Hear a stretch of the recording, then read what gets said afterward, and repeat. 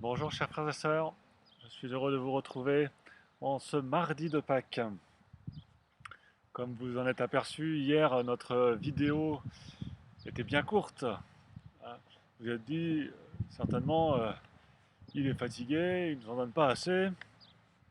Attention à la gourmandise spirituelle. Nos 12 vidéos sur l'Eucharistie seront brèves, mais, euh, mais elles seront intenses. Voilà, aujourd'hui, donc hier nous avions vu que l'Eucharistie était un sacrement, nous avons donné la définition du sacrement. Aujourd'hui nous allons voir que l'Eucharistie est le plus grand des sacrements. Vous voyez, je tiens mes promesses. L'Eucharistie est le plus grand des sacrements. Saint Augustin nous dit, quoique sa puissance soit infinie, le Christ ne pouvait pas nous donner rien de plus grand que la Sainte Eucharistie. Quoique sa sagesse soit très éclairée, il n'a su trouver une invention plus excellente pour nous faire du bien. Quoique ses richesses soient immenses, il n'a pas eu de quoi nous faire un présent plus magnifique. L'Eucharistie est la source et le sommet de toute la vie chrétienne. En effet, alors que les autres sacrements nous confèrent la grâce de Dieu, l'Eucharistie, elle, nous donne la source même de la grâce, qui est le Christ.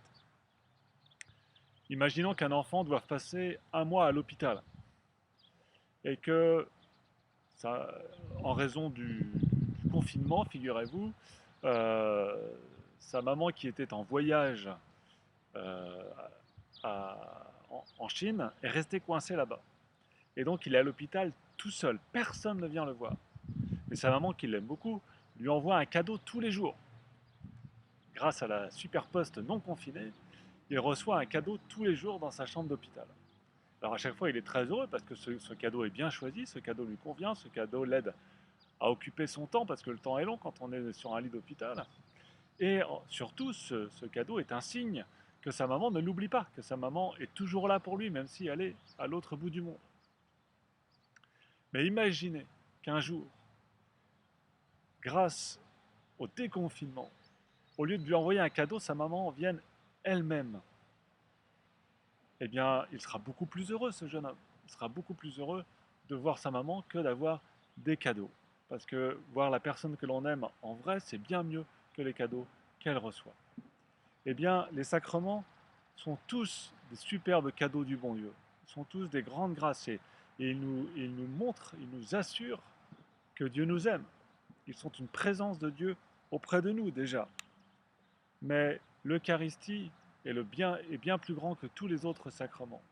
Parce qu'il n'est pas simplement un don de la grâce de Dieu, il est Dieu lui-même, il est Jésus lui-même. C'est le grand mystère d'un Dieu qui nous aime infiniment et veut rester avec nous jusqu'à la fin des temps. Un jour, une femme interrogeait Saint Padre Pio. Je n'arrive pas à comprendre pourquoi Dieu nous aime tant. Il répond, Dieu est amour qui se répand, il n'est content que s'il se donne tout entier.